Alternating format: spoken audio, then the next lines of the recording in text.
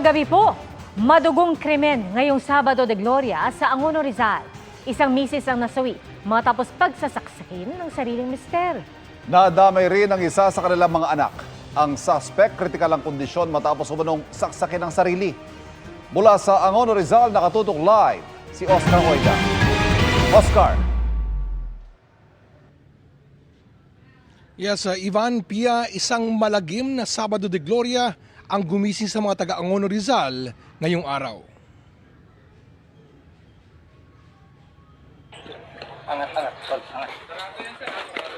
Mismong hepe ng Angono Police ang umakyat ng bakod. Mapasok lang ang bahay na ito sa isang subdivision sa Angono, Rizal kanina. Tahimik ang lugar ng kanilang mapasok. Nang mapasok ang silid, tumambad sa kanilang isang babaeng wala ng buhay.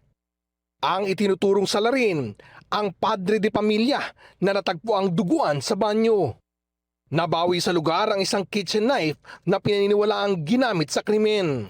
Yung suspect ay nakalay sa bathroom with a wound on the abdomen. Labas yung kanyang bituka. At yung wife nung suspect ay in bloodbath na nakahiga rin doon sa floor ng kwarto. Kritikal naman ang kondisyon ng anak nilang edad 15. Ang kapatid niyang edad 12, ligtas na nakalabas ng bahay ng walang sugat. Di umano, sinaksak siya ng tatay niya. At nagkaroon sila ng opportunity ng kanyang kapatid na makatakas. Hindi pa matiyak ang motibo sa krimen. Based sa interview namin sa kanyang kapatid, medyo engaged sa illegal gambling, yung mga casino, gano'n.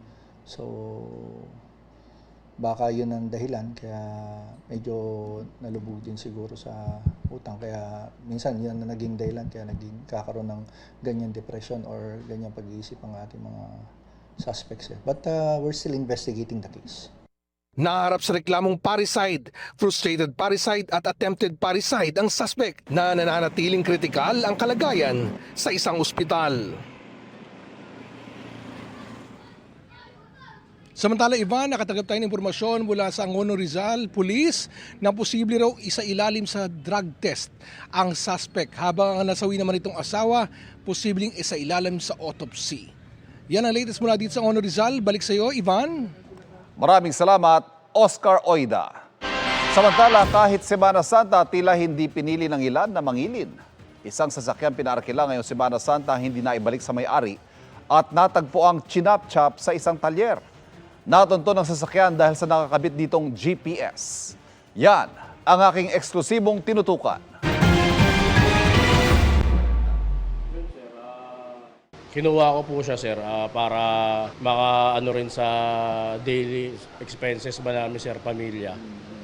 Makatulong din ba sa amin? Nitong Disyembre lang na mag-loan ng lalaking ito at bumili ng sasakyang pampamilya at pang-rent a car kung minsan. Simula noon, 4 na beses pa lang itong naarkila at ito pala ika-4 ay siya na ring huli. Ang sasakyan kasi, chinap-chap. Ayon sa biktima, overnight na arkila ang usapan sa sasakyan. Kukunin gabi ng Huwebes Santo at isasahuli alas 11 ng umaga ng Biyernes Santo. Ikalawang beses daw itong pagrenta ng babaeng kausap niya. Wala naman naging problema nung una, kaya madali siya nagtiwala. Sabi niya, i-rent niya lang daw papuntang Bulacan kasi mag-Holy Week dun yung pamilya niya. Pero dakong alas 10 ng umaga kahapon, isang oras bago napag-usapang pagsahuli sa sasakyan. Hindi na raw sumasagot ang nag-arkila hanggang sa i-block na raw siya sa chat. Dito na siya nagduda.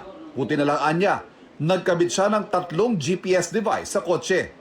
Yung dalawa, sir, nagtataka na ako kung bakit hindi na siya pumapalo ng maayos. Hindi ko na siya ganong nalolocate ng maayos. Yung pala, natanggal na. Hanggang sa may natira lang na isa, sir, na siguro di pa nila nakikita. Pumalo yun. Dito na niya nakitang wala sa Bulacan ang sasakyan tulad ng napag-usapan. Natunto nito sa talyer sa barangay Doña Imelda, Quezon City. 4 ang arestado. Hindi ko namin alam namin na rent a car.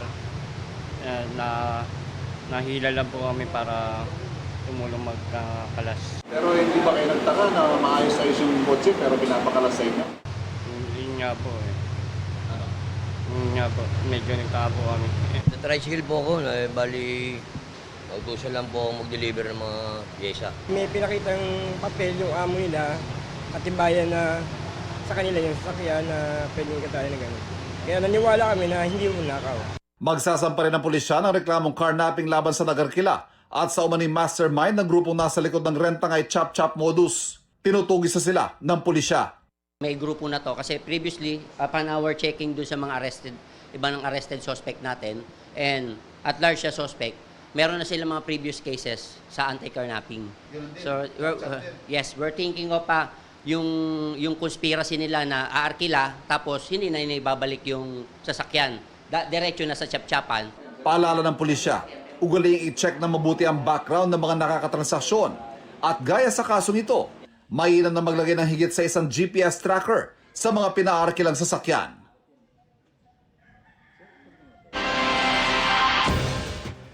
Panibagong kalbaryo sa mga motorista ang round 5 ng mega oil price hike sa Martes kung kailan posibleng umabot sa 170 pesos ang kada litro ng diesel. Kaya meron pong mga maaga na namang nagpakarga ngayong Sabado de Gloria. Ang ikinababahala naman ng isang transport group, mas malaki pa raw ang buwis sa langis kaysa arawang sahod ng mga manggagawa. Nakatutok si JP Soriano. Dahil sa krisis sa langis, may mga gas station na sa Bongao, Tawi-Tawi ang wala pa ring supply ng petrolyo. Ang mga mabibilhan na lang sa ilang lugar, mga tindahang nagbebenta ng bote-boteng gasolina. At ang kada isang litro nito, nasa 145 hanggang 150 pesos. Sa Cagayan de Oro City simula kahapon ay nasa garahe muna ang 30 units ng modernized jeepney ng isang transport cooperative. Di na raw nila kinakaya ang sobrang mahal ng langis. Halos wala na nga raw silang maiuwi dahil ang kita sa langis na lang napupunta. Dili na gyud makaya, sir. Tapal na. Sukad sa March 5, tapal naman gyud to. So ato lang tong gisustinihan tungod kay naapamantay pantapal. Pero karon asa ang among mga reserve fund na hurot naman gyud, no? Gakahurot na. Unsaon na lang na namo ang among operational expenses kung magsigi pa migpadayon. Isa pa raw sa problema, wala pa silang natatanggap na ayuda mula sa gobyerno. Nakatakda sila makipagpulong sa lokal na pamahalaan ng Cagayan de Oro City para sa posibleng interventions na ibibigay sa kanila. Patapos na ang Semana Santa pero tila tuloy ang kalbaryo ng mga motorista. Ayon sa oil industry sources, hanggang 21 pesos ang tinatayang dagdag sa kada litro ng diesel sa round 5 ng mega oil price hike. Lagpas 7 pesos naman ang inaasahang dagdag sa gasolina. Kung ganyan ang inaasahan sa Martes, 170 pesos kada litro na ang posibleng maging presyo ng diesel. Kaya ang grupong Piston tuloy ang panawagan na tanggalin ang buwis sa langis. Nila kung aabot sa 170 pesos ang kada litro ng diesel, papalo na sa 25 pesos kada litro ang buwis diyan. Yan daw ang 19 pesos na value-added tax o VAT at 6 pesos na excise tax. At kung susumahin daw sa average na konsumo nila sa diesel na 30 litro kada araw, aabot na raw sa 750 pesos ang babayaran nilang buwis. Katumbas daw yan ang 22,500 pesos na buwis kada buwan ayon sa grupo. Kaya kung ikukumpara ang binabayarang buwis sa diesel ng mga tsuper, mas malaki na raw ito kumpara sa minimum wage ng mga manggagawang Pinoy. Ayon sa GMA News Research mula noong July 18, 2025, nasa 658 hanggang 695 pesos ang daily minimum wage rate sa Metro Manila. Kaya ang ipinaglalaban ng grupo, mag-rollback na ng 55 pesos sa presyo ng petrolyo. Sa isang gasolinahan po rito sa Quezon City ngayong Sabado de Gloria, pumipila na po yung mga motorcycle riders at mga sasakyan para sa inasahang panibagong OPH sa Martes na grabe na raw po ang pahirap na binibigay sa mga motorista. Hirap na sa pagkayod ang ilang taxi driver. May natitira pa ba sa inyong kita talaga sa mga taxi? Minsan po sir, 300 na lang. Minsan 200, minsan wala. Umaangal din ang ilang jeepney driver. Baka talagang huminto na raw sila sa pamamasada. Igrahin na namin yung jeep. Kasi malaki boundary nito eh. Nasa 900 ang boundary. Hindi kaya habulin. No choice naman daw ang mga motorcycle taxi at delivery rider kundi lumaban para may maiuwi sa kanilang pamilya. pinipilit po dahil wala rin naman po magagawa dahil patuloy pa rin po yung pagtaas ng gasolina. JP Soriano, nakatutok, 24 oras. Sinusubukan pa namin makuna ng reaksyon ng Malacanang kaugnay sa kompetisyon ng piston.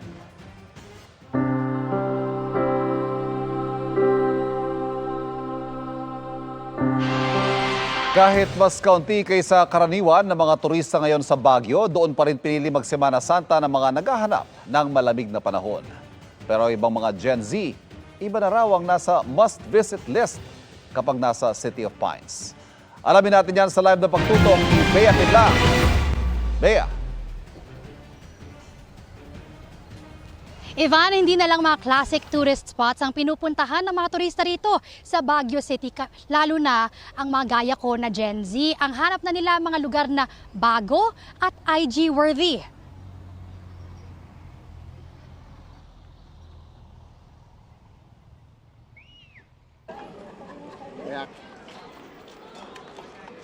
Sa summer capital ng bansa, kaliwat kanan ng mga pasyalan. Pwedeng mag-horseback riding, mamasyal habang nakasuot ng igorot attire, o namnamin lang ang Baguio weather sa mga parke sa lungsod.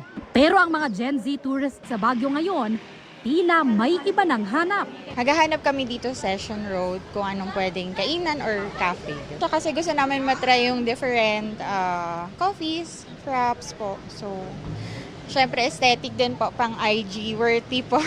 Bukod sa hashtag aesthetic, travel goals din daw kung bago at kakaiba. Nung mga childhood ko po is more on kami sa classic. So, ngayon po more on ako sa new adventures. We just wanted to experience the new things that nakikita namin online. Pag may narinig po kasi kaming new, then so, try natin. Siyempre, tinipilahan pa rin ang mga classic tourist spots sa Baguio na perfect pa rin daw puntahan ng mga trentahin and up na di nasanay sa malayong lakaran at akyatan, lalo na kung kasama ang pamilya. Last minute decision, gusto naming mag-enjoy this Holy Week kasi walang work. First time namin pumunta dito kaya nag-push through kami. Masaya kasi kasama ko yung mga anak ko. Pero sadyang pasakit sa Baguio ang mahal na petrolyo. Nangalahati ang mga turista ngayong Semana Santa ayon sa Baguio LGU. Sa Mines View Park, bahagya ng dumami ang turista ngayong araw. Pero malayo raw yan sa nakagisnan nila. Sa mga nakarang taon, pag ganito, dagsanang mga tao, siguro mga binawas nito, mga 50%. Dahil masakit sa bulsa ang taas presyo sa langis at ibang bilihin, tipid-tipid daw muna ang ilan kahit nakabakasyon. Tipid-tipid sa mga souvenir siguro, ganyan. Pero food trip din, tsaka pumunta sa mga tourist spot na ganito. Sa pagkain, share lang talaga. Hindi na yung talagang bongga. Ngayon, kung saan kami makakita ng restaurant na medyo mumurahin, doon na kami kasi tipid talaga. Kahit na nagbabakasyon, kailangan magtipid pa rin. May iba pa rin naman na all out ang budget sa bakasyon, pero may diskarte. Pag uwi, trabaho ulit. Tapos ipon-ipon. Okay, bye! Ivan, bukod sa mahal na araw, dumadami na ang mga turista rito dahil simula na po ang summer vacation sa maraming paaralan mula Abril hanggang Mayo. Yan ang latest mula rito sa Baguio City. Balik sa'yo, Ivan. Maraming salamat, Bea Pinlang. Sa gitna po ng mainit na panahon, ilang oras pang nawala ng kuryente sa ilang bahagi ng Puerto Galera ngayong Sabado de Gloria. At libo-libo ang bakasyonista roon ngayong Holy Week at nakisa rin sa isinagawang sinakulo. Mula sa Puerto Galera, nakatutok live si Bam Alec. Bam? Pia, Black Saturday dito sa Puerto Galera, bagaman daman na yung epekto ng oil price hike, pati yung pagtaas ng pamasahe ay pinuntahan pa rin ng mga turista itong Sabang Beach kung nasan tayo ngayon, lalo na ng mga banyaga.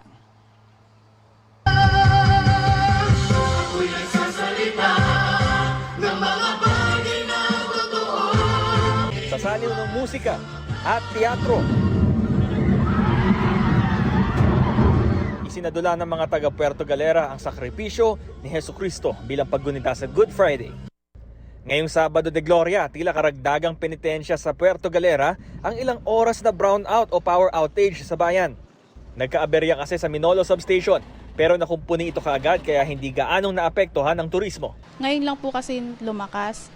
Nung last pong is mahina po ang guest. So kahit po lumaki po malaki po yung kita, parang mababawasan din po gawa po ng kuryente. Sa tala ng Public Information Office ng Puerto Galera, halos break-even ang daloy ng mga turista. Ngayong Black Saturday, mahigit 2,000 turista ang nagsidatingan habang estimated 1,700 na mga turista ang nagsibalikan sa kani-kanilang mga lugar. Dinayo ng mga turistang Banyaga ang Sabang Beach, isang tanyag na hotspot para sa diving at water sports. It's a great place to dive. Different types of dives, and I didn't dive for the past 20 years, so I'm very glad to be able to dive here because of the corals, because of the fishes. Sir, dito po sa Sabang, maayos po rito. Maganda rin po ang daloy ng turista, mostly mga Chinese, Korean, European po. Sa gitna ng oil price hike at taas pasahe, nagkaroon din ng bahagyang pagtaas sa rates ng ilang water sports sa Puerto Galera. Ang water sports activity po natin, hindi po nagbago yung presyo nila. Pero po meron po tayong minimal na pagtaas po ng presyo for our beach hopping activity from 1,800 po na 1 to 6 packs, naging 2,000 na po siya. Yung snorkeling activity natin, very minimal po na 50 pesos po yung itinaas. Pia, may ordinansa ang lokal na pamahalaan na bawal yung scalping o hoarding o kaya yung illegal na pagtitinda ng mga ticket ng barko papunta at paalis ng Puerto Galera. Live mula rito sa Sabang Beach, Bam Alegre, nakatutok 24 oras. Maraming salamat, Bam Alegre. Inaresto sa Nueva Ecija ang tumatayong leader ng isa sa mga gang na umano'y pasimuno ng gulo sa trillion peso march sa Maynila noong nakaraang taon. Pero ang isinilbing arrest warrant sa kanya para sa ibang kaso at walang kinalaman sa naging gulo sa Maynila. Nakatutok si June Veneracion. Sa araw ng dapat ay mapayapang kilos protesta kontra korupsyon sa mga proyekto kontra baha.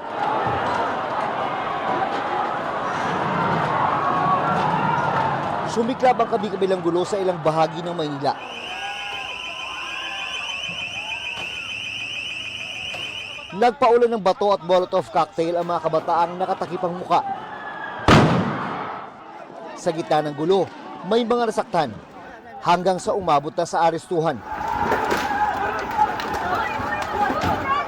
6 na buwan na lumipas. Naresto po namin kayo sa bisa ng warrant of arrest sa... Nadakip sa Nueva Ecija ang leader ng isa sa mga gang na nagsimula umano ng gulo. Si alias Primo umano tumatayong leader ng Temple Street Gang na ang ilang kasapi ay kasama sa mga naaresto sa riot sa Maynila. Ang possible role niya, siya kasi yung lumalabas na parang leader doon sa gang na yon.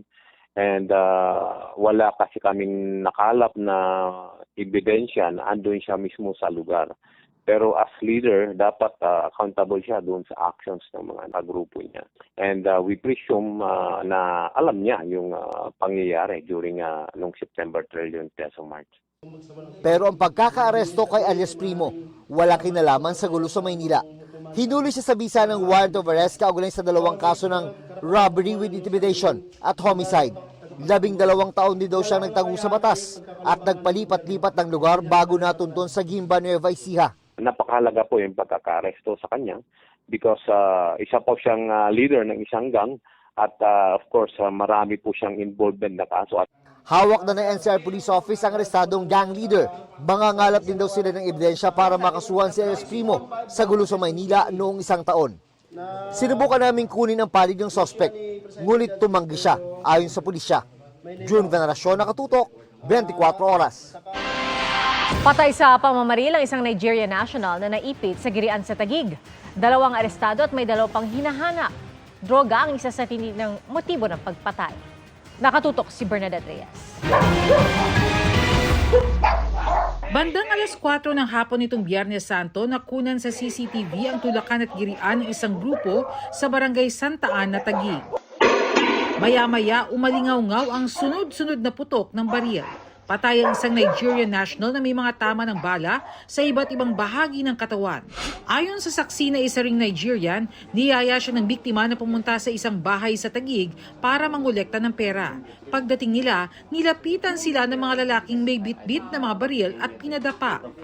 4 other friends of them, they came out with firearms, the 4 of them, and then they shot my friend while he was trying to while we were trying to plead with them.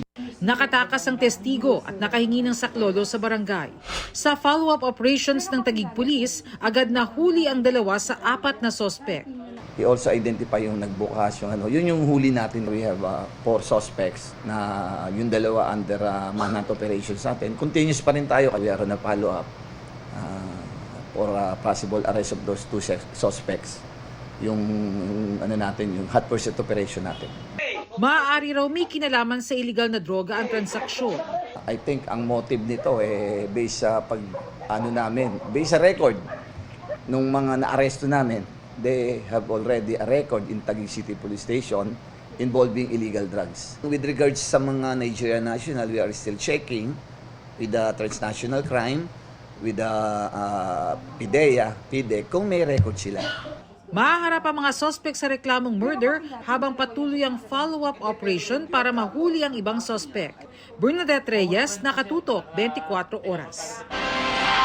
Damay sa lingguhang mega oil price hike ang presyo ng ilang water activities sa Boracay. Kung magkano ang iminahal, alamin sa live na pagtutok ni Kim Salinas ng GMA Regional TV. Kim. Ivan, kalbaryo rin para sa mga owner ng water activities at seafood restaurant sa Boracay Island ang pagtaas ng produktong petrolyo. Dahilan kung bakit napilitan din silang magtaas ng presyo. Sa kabila nito, Ivan, ay dagsa pa rin ang mga turista dito sa isla ng Boracay. Balik din kasi ang parties ngayong gabi.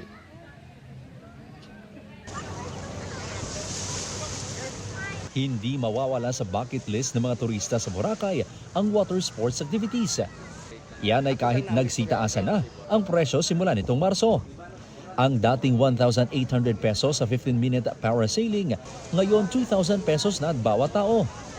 Ang dating 3,800 pesos ng 13-minute na jet ski, ngayon 4,000 pesos na. Ayon sa manager ng isang water sports activity, gumagastos lang sila noon ng 1,100 pesos sa kada 20 litro ng diesel. Ngayon, umaabot na ito sa mahigit 2,000 pesos. Para makasurvive at ma-maintain namin ang serbisyo at the same time, yung aming staff, kailangan namin itaas. Pero tila hindi napigil ang taas presyo sa petrolyo ang mga turistang nais ma-enjoy ang once-in-a-lifetime experience. Hindi naman siya ganun kasi maintindihan mo naman siya kasi nagtaas ngayon gasolina. Okay naman po sir, worth it naman pag nag-parasailing ka dito sa Boracay. Ngayon mag-ATV kami and then pagkahapon is UFO and then pagkabukas island tour. May ilang water sports activity pa naman na hindi pa nagtaas-singil. Ngunit kung patuloy pang tumaas ang presyo ng produktong petrolyo, mapipilitan silang mag-adjust din ng rates. Kasi po yung almost na consume namin 2,000 for 2 days, nagiging 3,500 plus na po. Ang presyo ng mga seafood sa isla, nagsitaasan din. Sa seafood restaurant na ito sa Station 3, ang buhay na alimango nagkakahalaga lang dati ng 800 pesos per kilo. Ngayon, 1,100 pesos na. Umaabot naman sa 2,300 hanggang 3,500 pesos ang presyo ng bawat kilo ng lobster. Tumaas din ng 200 pesos ang kada kilo ng ibang isda gaya ng lapu-lapu at tanige. Maapektuhan tayo sa operating natin sa mga expenses lalo sa seafoods, lalo na may mga seafoods na kailangan natin i-maintain. Sa April 16 naman ipatutupad ang 10 pesos taas pasahe sa mga regular na pasahero sa mga sakayang pandagat papunta at palabas ng Boracay. Paglilinaw ng LGU, pansamantala lang ang taas presyo at babalik din sa standard rates kapag bumaba ang presyo ng petrolyo. Ivan, mahigpit na minomonitor ng Malay LGU ang hindi otorisadong pagtaas sa singil sa water activities at syempre yung pagkain sa isla. Kailangan mo na itong ma-publish bago ito ipatupad. Ivan? Maraming salamat, Kim Salinas ng GMA Regional TV. Bilog na tila Hullet sa gitna ng kalawakan. Ganyan kaganda ang imahe ng daigdig na nakuha ng Orion spacecraft ng Artemis II mission. Ito ang unang beses na nakunan ng larawan ng ating planeta mula nang matapos ang Apollo lunar mission ng NASA noong dekada 70. Naglalakbay ngayon patungo sa buwan ang Artemis II mission at sa pinakahuling update ng NASA, Nangangalahati na ito ng paglalakbay. Ipinakita rin ng crew ang larawan ng buwan mula sa malayo. Hagip sa larawan ang isa sa paneled solar array wings ng spacecraft. Paglapag ng mga astronaut, magsasagawa sila ng lunar flyby at mangongolekta ng scientific observations ng surface ng buwan. Mga kapuso, mag-iingat po lagi lalo na sa mga magiinuman by the beach. Kabi-kabilang insidente po ng muntik ng pagkalunod ang naitala nitong Semana Santa dahil sa pagsiswimming ng lasing. Nakatutok si Bernadette Reyes.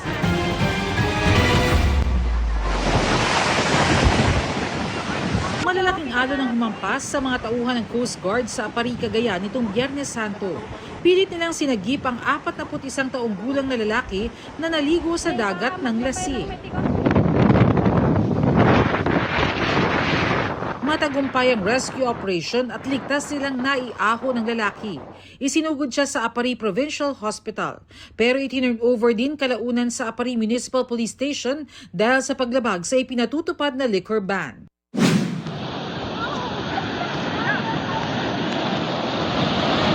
Sa bayan ng Claveria, muntik na ring lamunin ng dagat ang isang lalaki. Mabilis siyang nasagip ng Coast Guard at ilang MDRMO volunteers at mga tauhan ng Maritime Command. Nakainom rin umano ang 38 taong gulang na biktima. Naligo siya sa dagat pero hindi na niya kinaya ang malalakas na alon. Ligtas na siya at dinala sa Rural Health Unit ng Claveria. Sa Lucena City, Quezon, malapit sa breakwater area ng Philippine Ports Authority, natagpuan ng isang lalaki. Mag-isa raw itong naliligo sa dagat ng lasing. Nasagip na siya ng Coast Guard. Ayon sa biktima, galing pa siyang Sorsogon at naglakad lang para makarating sa Palawan. Pero naudot ang biyahe niya matapos na mawala ang kanyang pitaka. Nakikipag-ugnayan na ang mga otoridad sa LDRMO ng Taytay, Palawan para matulungan ang lalaki na makauwi. Sa Malita, Davao Occidental, nasagip din mula sa pagkakalunod ang isang lalaki. Ayon sa Coast Guard, nakainom umano ang lalaki nang lumangoy siya sa dagat.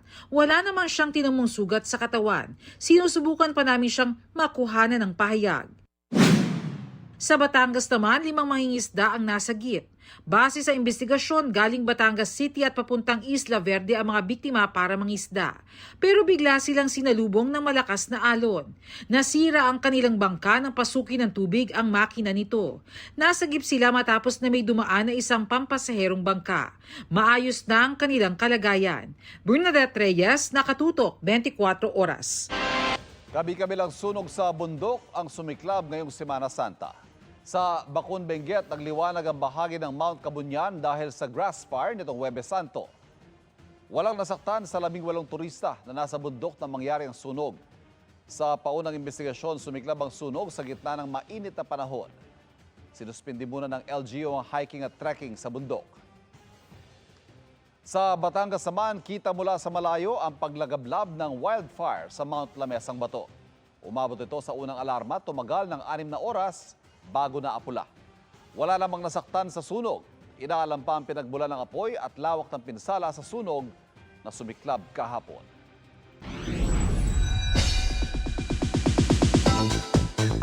Sa kabila ng upcoming projects ng ating mga Kapuso Stars na isisingit pa nila ang kailang hobbies at routine to stay fit. Narito ang aking chika.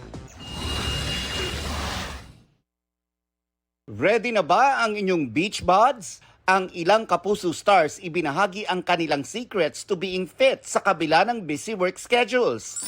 Si Asia's multimedia star Alden Richards, goal i-level up ang kanyang triathlete journey matapos sumali sa isang triathlon sa Davao City kamakailan.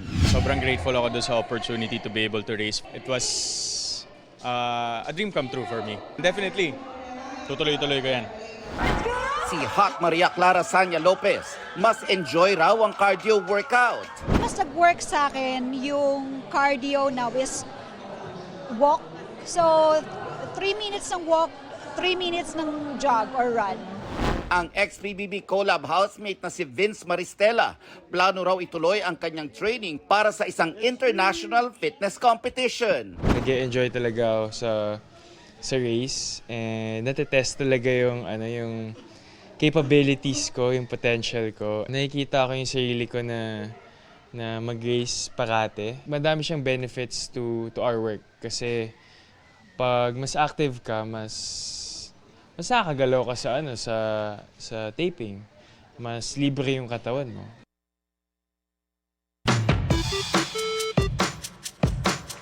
Milyon-milyong deboto ang muling nakiisa sa kanilang taunang panata ngayong Semana Santa, ang pag-aalay lakad patungong Antipolo. Pero ano nga ba ang kasaysayan ng panatang ito? Kuya Kim, ano na?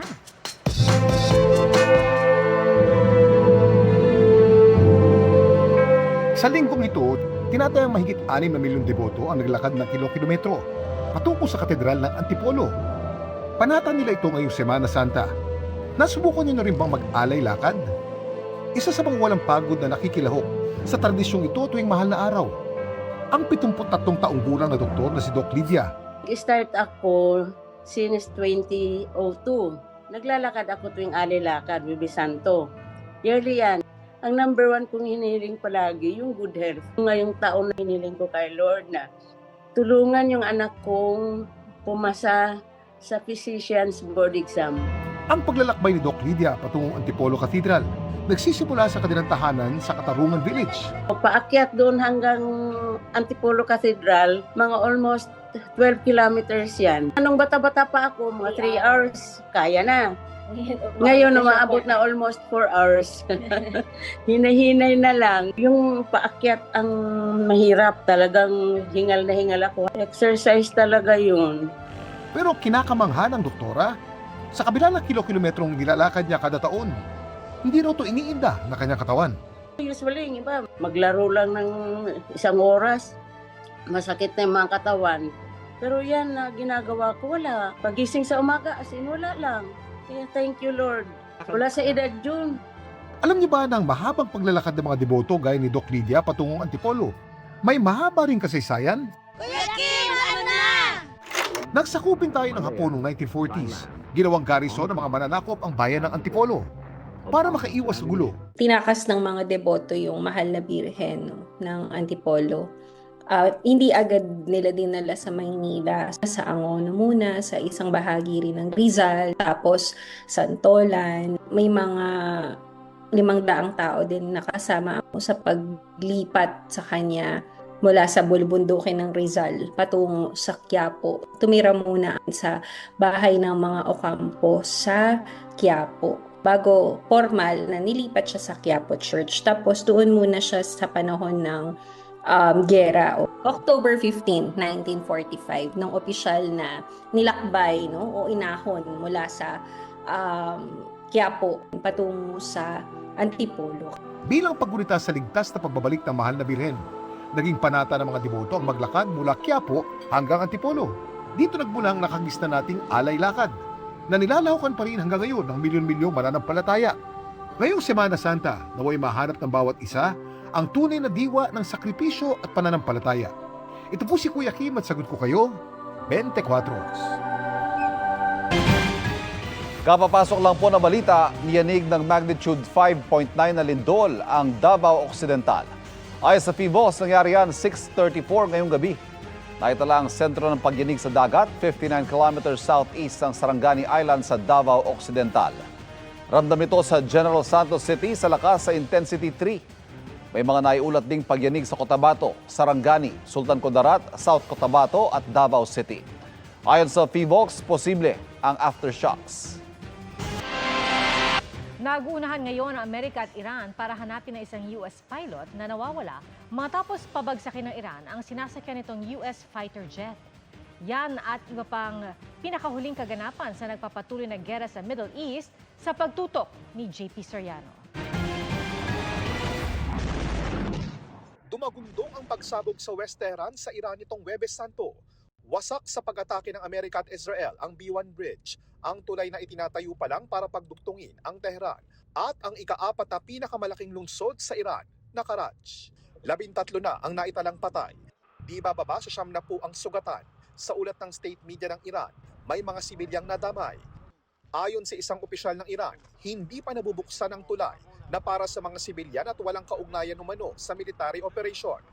Pero ipinagmalaki ni US President Donald Trump sa social media ang pagpapasabog sa tulay Nagbanta rin siyang sunod na titirahin ng iba pang tulay at power plant sa Iran.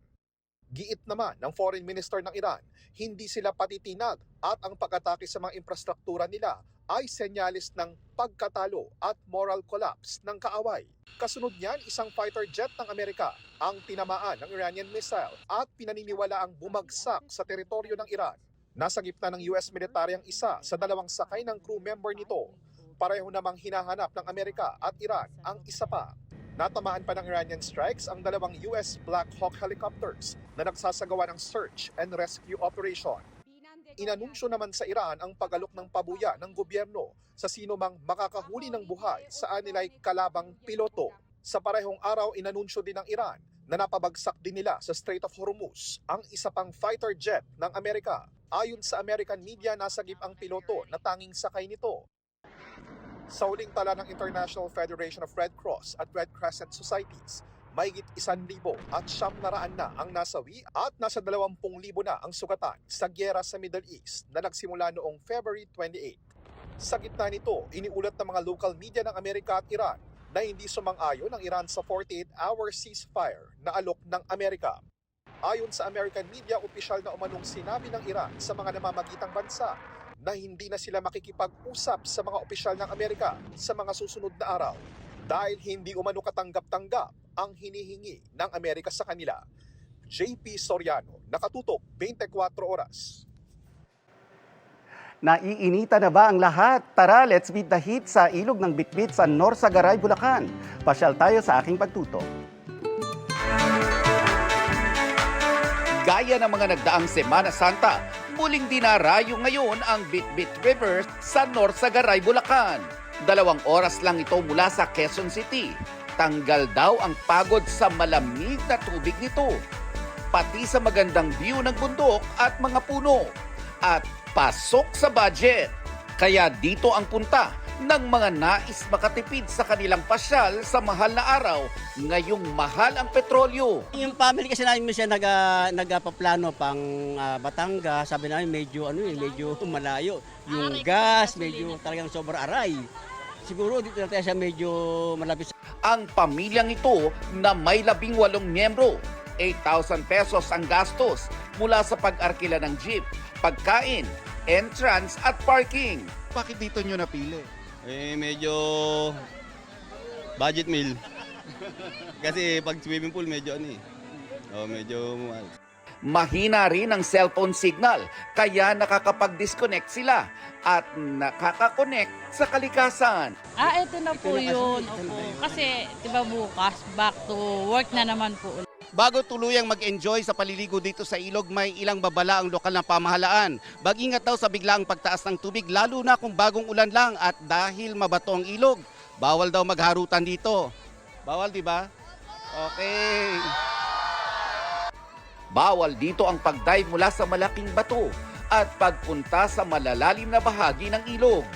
Para mapanatili naman ang peace and order, bawal din ang inuman at pagbidyoke. Maraming tanod sa entrance para mag-assist. May roving police at mga tanod sa lugar, pati lifeguards, first aid personnel at ambulansya kung kailanganin. Ay talaga pong buhos po ang mga tao po rito. No, kaya po talaga po doble po ang aming pong seguridad. Pakiusap din ng lokal na pamahalaan, clean as you go. Bitbitin ang mga basura palabas para mapanatili ang linis at malaparaisong ganda ng Bitbit River. O, saan tayo sa susunod na pasyal o food trip? I-share nyo na sa 24 Oras Weekend page ang inyong travel and food adventures.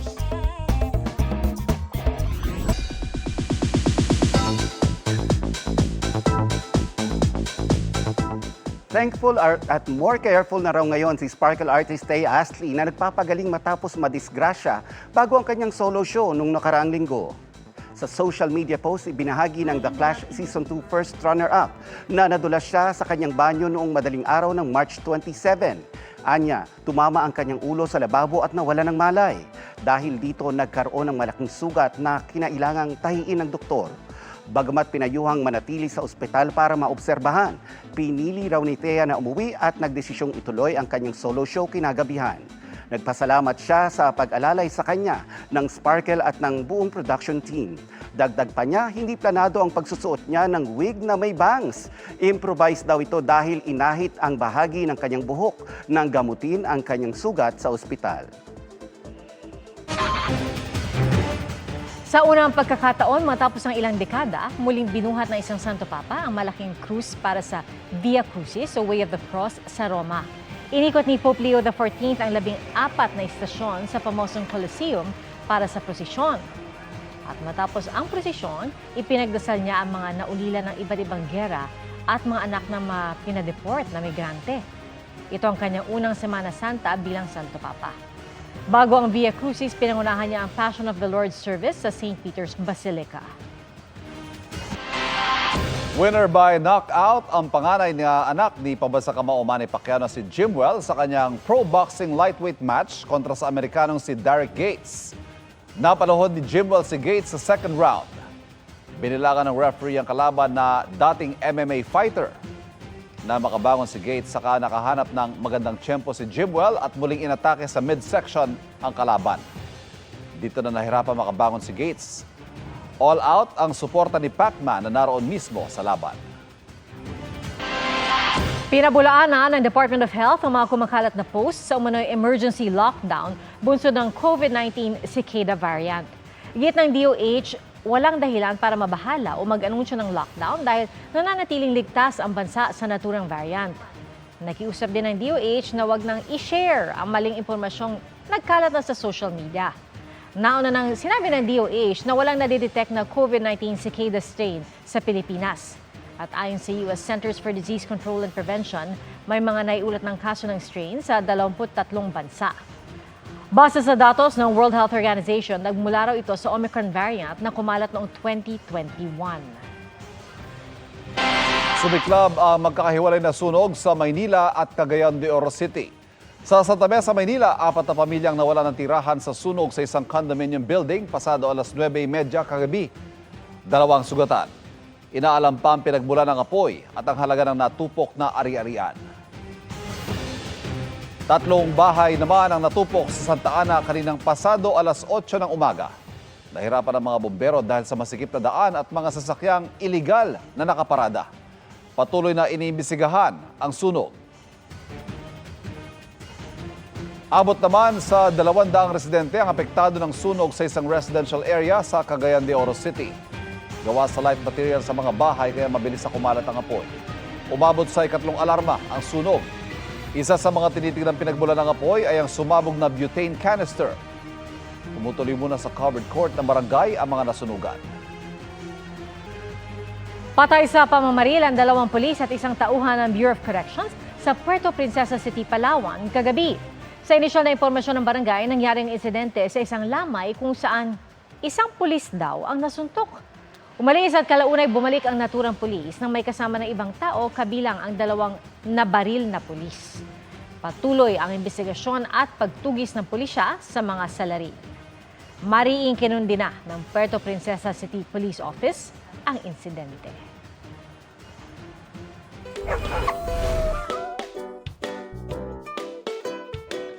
Pati mga alagang hayop, delikado rin sa matinding init. Kaya dumidiskarte rin ang fur parents para guminhawa ang pakiramdam ng kanilang fur babies. Alamin yan sa Usapang Pets ni Katrina Son. The heat is on ngayong dry season. Kaya ang ilang fur baby certified tag-init ready. Sa outdoor adventure man o kahit indoors, dapat presko ang mga alaga. Ang fur mom na si Christine, tinitiyak daw na stress-free ang kanyang mga aso. Sa bahay namin, lagi po kami nakabukas yung aircon. Hindi naman 24 hours, pwede rin electric fan. Tapos minsan, pag pinapakain namin, wet food po, galing sa ref. Pero nilalagyan ko lang ng konting tubig lang. Tapos lalo na pag nauuhaw sila, nilalagyan po namin ng water with cold ice. Ang alaga naman ni Leticia naka-stroller kapag inilalabas, complete with wet wipes at portable fan. Kaya pag mainit ang panahon, lumalabas yung dila. Kaya nagdala po ako ng tubig para bawas sa kanila yung init ng panahon ngayon. Pinagugupitan din niya ang mga alaga. Ayos naman daw iyan ayon sa isang veterinarian. Basta, Pagupitan po ng mas maayos yung buhok ng pets natin. Huwag lang yung kalbo, kasi pag kalbo, mas magkakaroon ng direct sunlight, itrim lang natin. kung ilalabas ang pets, iwasan ang mga oras na tirik ang araw o 10 a.m. to 4 p.m. Painumin sila ng malamig na tubig at huwag baliwalahin ang pagkahingal ng alaga. Pagka hindi nila na-close yung mouth nila, ibig sabihin merong respiratory distress na nangyayari dun sa ating mga alaga. Kapag lumala ang hingal, itakbo na ang alaga sa pinakamalapit na vet clinic. Katrina Son, nakatutok, 24 oras. Kilig ang hatid ng sweet moments sina Katrina Halili at Chris Lawrence sa gitna ng kanilang quality time sa Palawan kasama ang kanilang anak na si Katie. Ano na nga ba ang kanilang real score? Alamin yan sa aking chika. Kilig overload ang teaser ng upcoming vlog ng aktres na si Katrina Halili. Sa gitna kasi ng pag-aura niya sa beach, biglang lumitaw ang kanyang dating partner na si Chris Lawrence. Isinulat pa ni Kat sa buhangin ang Mr. B na kanyang nickname kay Chris. Ang caption niya sa post, "This is where everything resets." Ang tanong ngayon ng marami, may nagkabalikan na nga ba? Maging si Chris, tila may ipinahihiwatig. Sa isang post, magkatabi sila ni Katrina at ang kanyang caption, "Ang ganda naman ng view." Ngayong Holy Week, may pa-quality time sina Katrina at Chris kasama ang kanilang anak na si Katie. Naghiwalay ang dalawa noong 2014 at 2023 nang magdesisyon sila sa isang co-parenting setup. At ngayong taon ay naging mas maayos ang kanilang relationship ni Chris. Sa kabila ng sweet moments nila sa kanilang bakasyon, wala pang pahayag sina Katrina at Chris kung ano na nga ang real score sa kanilang dalawa. Pero sa isang recent interview early this March, ikinwento ni Katrina na hindi niya priority ang love sa ngayon. Natutunan ko ngayon, hindi ko kailangan hanapin yung love sa, alam mo yun, sa partner, ganyan. Yung love, mahanap mo yun sa sarili mo pag at peace ka, 'di ba? So, masaya ka sa buhay mo. Hindi kailangan sa ibang tao. And positivity, 'di ba? Kailangan natin mag-attract. Love attraction. And that's my chika this Black Saturday. Ako po si Nelson Canlas. Pia, Ivan.